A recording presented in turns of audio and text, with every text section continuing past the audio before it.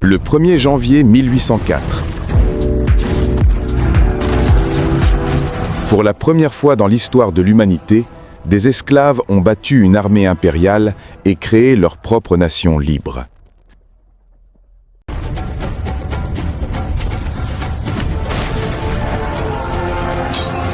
Jean-Jacques Dessalines, le père de cette liberté, proclame l'indépendance d'Haïti devant le monde entier. Ce citoyen, ce n'est pas assez d'avoir expulsé les barbares qui ont ensanglanté notre terre pendant 2 siècles. Il faut, par un dernier acte d'autorité nationale, assurer à jamais l'empire de la liberté dans le pays qui nous a vu naître. Nous devons vivre indépendants ou mourir, indépendants sous la mort. Le 17 octobre 1806, exactement 2 ans, 9 mois et 16 jours plus tard, ce même homme est criblé de balles, poignardé, mutilé, ses doigts coupés, son corps traîné dans les rues de Port-au-Prince par une foule en colère. Qui a tué Dessalines? Les livres te donnent une réponse rapide, mais la vraie réponse, celle qu'on n'ose pas dire, est bien plus sombre. Dans cette vidéo, je vais te révéler qui étaient les commanditaires du meurtre, et non, ce ne sont pas des inconnus, ce sont des noms que tu connais, des généraux qui ont combattu avec Dessalines pour l'indépendance. Pourquoi ils l'ont tué? Et la raison va te surprendre. Ce n'est pas à cause de sa violence, c'est à cause de sa politique économique. Dessalines voulait donner les terres aux pauvres, et ça, les élites ne pouvaient pas l'accepter. Et enfin, la question que personne ne pose, est-ce que des puissances étrangères étaient impliquées? La France avait-elle intérêt à voir Dessalines mourir? Nous allons y répondre. Si tu n'es pas encore abonné, fais-le maintenant, parce que cette histoire, elle explique tout ce qui se passe en Haïti aujourd'hui. Pour comprendre qui l'a tué et pourquoi, il faut d'abord comprendre qui il était vraiment. Jean-Jacques Dessalines naît en esclavage vers 1758 dans les plaines de Grande-Rivière du Nord à Saint-Domingue. Son corps portait les cicatrices des fouets de ses maîtres. Il n'a pas de nom de famille. Il prend celui d'un homme libre de couleur qui l'avait acheté. Il est parti de rien. En 1791, quand la Grande Révolte éclate, Dessalines est là. Il devient le bras armé de Toussaint Louverture, son stratège militaire le plus redouté. Là où Toussaint négociait, Dessalines frappait. En mars 1802, quand Napoléon envoie son beau-frère, le général Leclerc, avec 40 000 soldats pour rétablir l'esclavage, c'est Dessalines qui comprend le premier ce que ça signifie. À Crête-à-Pierrot, avec seulement 1200 combattants, il tient en échec l'armée française pendant 20 jours. C'est là qu'il devient une légende. Dans le fort de Crête-à-Pierrot, Dessalines défend ce fort avec 1200 hommes contre 12 000 soldats français. Quand les munitions commencent à manquer, il aurait lui-même mis le feu aux poudres en criant « Que ceux qui veulent mourir libres me suivent ». Les Français perdent des milliers d'hommes. C'est l'un des tournants de la guerre d'indépendance. La première va combattue par le général Dessalines.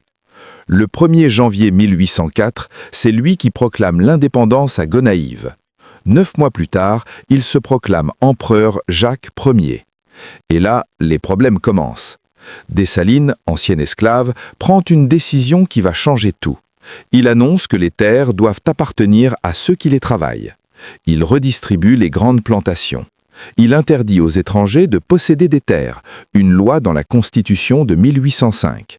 Et il dit publiquement, en créole, face aux généraux et aux élites mulâtres qui s'enrichissent, « Et les pauvres noirs, dont les pères sont en Afrique, ils n'auront donc rien? Nous avons tous combattu pour l'indépendance, tout le monde doit en jouir. » Voilà le vrai problème. Dessalines ne dérangeait pas parce qu'il était violent, il dérangeait parce qu'il voulait que la révolution profite à tout le monde, y compris aux plus pauvres. Et ça, les nouvelles élites d'Haïti ne pouvaient pas l'accepter.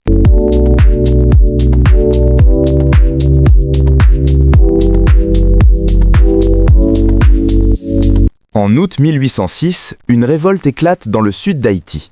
Les insurgés contestent l'autorité de l'empereur. Dessalines décide de marcher lui-même pour mater la rébellion. Il ne sait pas encore que c'est un piège. Parce que pendant ce temps, dans son dos, 5 de ses propres généraux organisent son assassinat. Premier nom, Alexandre Pétion, chef de l'élite mulâtre du Sud, opposé à la politique de redistribution des terres. C'est lui le cerveau politique du complot. Il donnera des armes et de l'argent aux insurgés. Pétion, de frère d'armes à assassin. Pétion avait combattu aux côtés de Dessalines pour l'indépendance. Après l'assassinat, il s'autoproclame président de la République et prend le contrôle du Sud. Ce même Pétion qui est aujourd'hui encore vénéré en Haïti. Un historien britannique nommé Mackintosh aurait avancé de l'argent aux insurgés du Sud avant l'assassinat. La France avait aussi un intérêt direct à voir Dessalines mort. C'est lui qui avait massacré les colons français et rendu toute reconquête impossible. Aucune puissance étrangère ne voulait qu'un ancien esclave dirige une nation forte et indépendante. L'implication directe n'est pas prouvée, mais le contexte géopolitique est troublant. Deuxième nom. Henri Christophe, le général qui contrôle le Nord. Proche de Dessalines depuis des années, l'un de ses hommes les plus fidèles. Le 16 octobre 1806, Dessalines lui écrit pour lui demander d'entrer en campagne contre les insurgés. Christophe ne répond pas. Il était dans le complot depuis le début, mais il joue la neutralité pour pouvoir prendre le pouvoir après. Troisième nom, Jean-Pierre Boyer, futur président d'Haïti. Oui, le même Boyer qui signera plus tard la date de 150 millions de francs or à la France. Déjà là, impliqué dans le premier grand crime politique haïtien. Quatrième et cinquième nom, André Rigaud et Bruno Blanchet, généraux qui servaient d'intermédiaires entre tous les comploteurs. Le rôle de l'étranger, la question qui dérange. Des historiens haïtiens notent que Mackintosh, un agent britannique, a avancé de l'argent aux insurgés du Sud avant l'assassinat. La France avait aussi un intérêt direct à voir Dessalines mort. C'est lui qui avait massacré les colons français et rendu toute reconquête impossible. Aucune puissance étrangère ne voulait qu'un ancien esclave dirige une nation forte et indépendante. L'implication directe n'est pas prouvée, mais le contexte géopolitique est troublant. Le piège du Pont Rouge. Le 17 octobre 1806, Dessalines quitte Marchand tôt le matin pour se rendre dans le Sud réprimer la révolte. Il passe par Port-au-Prince.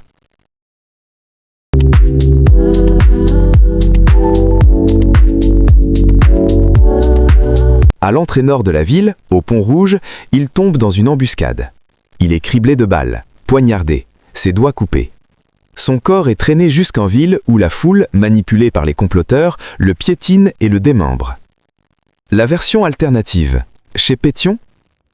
Certains historiens, dont l'auteur Charles Yvon, affirment que Dessalines n'est pas mort au Pont Rouge, mais chez le général Pétion lui-même, rue de l'Enterrement à Port-au-Prince, où il aurait bu un verre de vin empoisonné lors d'une réunion de négociation. Le corps aurait ensuite été transporté au Pont Rouge pour mettre en scène une embuscade. La vérité exacte reste débattue, mais dans les deux cas, Pétion est au cœur de l'affaire.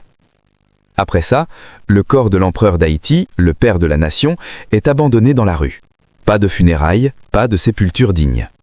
C'est une pauvre femme du peuple, défilée la folle, que tout le monde appelait folle parce qu'elle pleurait Dessalines, qui ramasse ses restes dans un sac de toile et l'enterre. Et pendant un certain temps, il fut même interdit de prononcer le nom Dessalines en Haïti. Ces assassins ont tout fait pour effacer sa mémoire.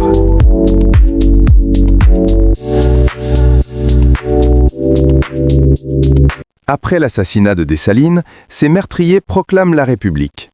Mais ils ne s'entendent même pas entre eux.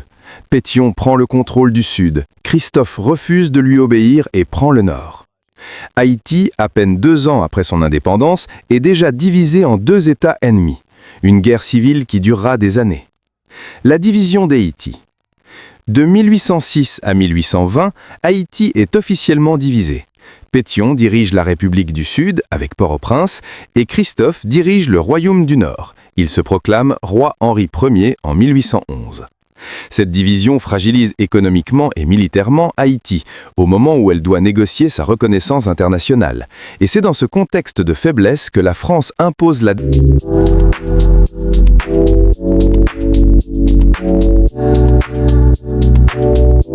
dette des 150 millions de francs or en 1825. Voilà le premier lien avec aujourd'hui. Si Dessalines n'avait pas été tué, Haïti serait resté uni. Une Haïti unie en 1806 n'aurait peut-être jamais payé la dette française, n'aurait peut-être jamais été envahie par les USA en 1915. Tout découle de ce 17 octobre 1806. Le deuxième lien. Après l'assassinat, les comploteurs abolissent toutes les réformes agraires de Dessalines. Les terres restent aux mains de l'élite. Les anciens esclaves, ceux qui avaient combattu pour l'indépendance, n'ont rien. C'est le modèle qui existe encore aujourd'hui, une petite élite qui contrôle les richesses et une majorité qui survit. Le troisième lien. Dessalines est réhabilité officiellement seulement en 1845, 39 ans après son assassinat. L'hymne national haïtien, la dessalinienne, est écrit en son honneur en 1903. Il faudra 97 ans pour que le père de la nation retrouve sa place dans l'histoire officielle. Et aujourd'hui, les restes de Dessalines reposent à l'autel de la patrie au Champ de Mars, ironiquement aux côtés de Pétion, l'homme qui l'a fait tuer. Chaque 17 octobre, Haïti commémore sa mort. Mais la question que personne ne pose jamais, pourquoi son assassin est aussi un héros national ?